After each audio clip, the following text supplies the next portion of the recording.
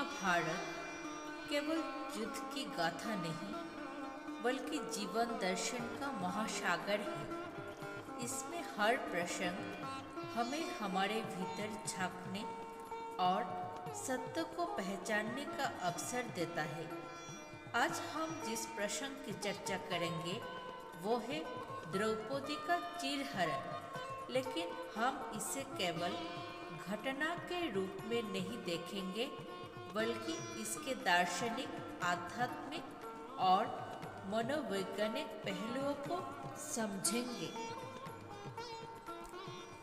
कौरवों की सभा में पासों के खेल में धर्मराज युधिष्ठिर अपने राज्य, अपने भाई, यहाँ तक कि स्वयं को दांव पर हार चुके।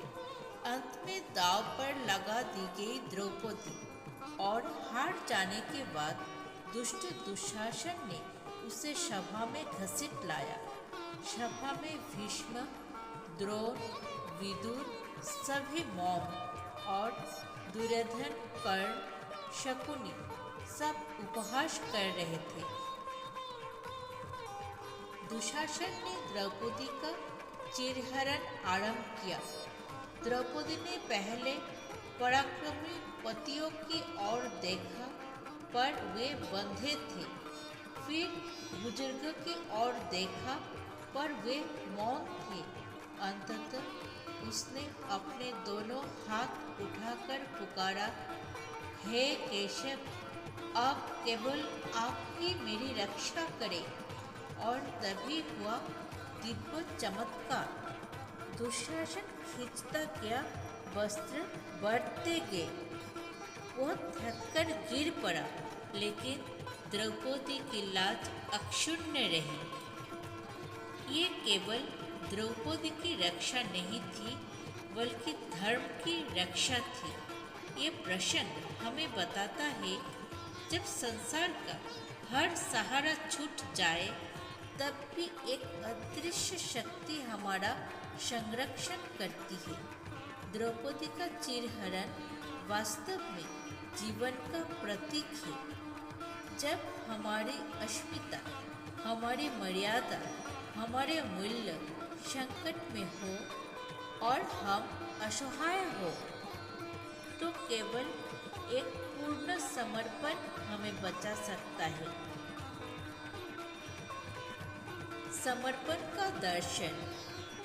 जब तक द्रौपदी अपनी साड़ी को दोनों हाथों से पकड़कर खींच रही थी, भगवान नहीं आए। जैसे ही उसने हाथ छोड़ दिए और पूरा भरोसा कृष्ण पर कर दिया, तभी चमत्कार हुआ। संदेश: ईश्वर केवल तब प्रकट होता है जब हम पूर्ण समर्पण कर देते हैं। मौन का रहस्य। सभा में भीष्म, द्रोण, कृप जैसे महापुरुष क्यों मौन रहे? ये बताता है कि जब अधर्म को देखकर हम चुप रहते हैं, तो वो मौन भी पाप का हिस्सा बन जाता है। द्रौपदी का प्रसंग हमें सिखाता है, अन्याय पर मौन रहना भी अन्याय है। मानव और अहंकार। युधिष्ठिर ने द्रौपदी को दांव पर क्यों लगाया? क्योंकि जुए के नशे और अहंकार ने उनके विवेक को ढक दिया था।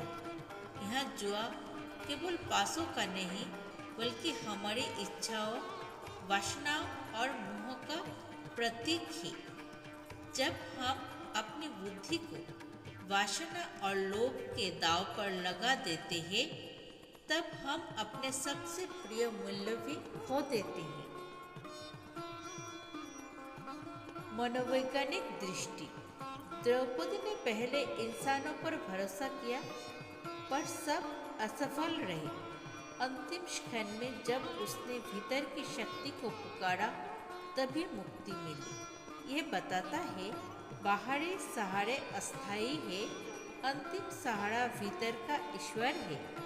संकट में घबराने की बजाय अंतर्यामी शक्ति को याद करना ही वास्तविक समाधान है। आज के जीवन से जुड़ाव। आज द्रौपदी का चिरहरण केवल महाभारत का प्रसंग नहीं है, ये हर युग में घटित होता है। जब किसी महिला की इज्जत पर आघात होता है, जब भ्रष्टाचार, अन्याय और लालच हमारे समाज का उपहास करते हैं, जब सच्चाई और ईमानदारी अकेली पड़ जाती है, तब हर बार कृष्ण को पुकारना पड़ता है। लेकिन कृष्ण तभी आते हैं जब हम अपने अहंकार को छोड़कर सच्चे दिल से पुकारते हैं। द्रौपदी चिरहरण हमें ये सिखाता है कि अन्याय पर मौन रहना पाप है। केवल ईश्वर ही अंतिम सहारा है। पूर्ण समर्पण से ही दिव्य संरक्षण मिलता है। इसलिए जीवन में जब भी संकट आए, ये प्रसंग याद रखिए, हाथ जोड़कर मन से पुकारिए और भरोसा रखिए कि एक अदृश्य शक्ति आपके साथ खड़ी है।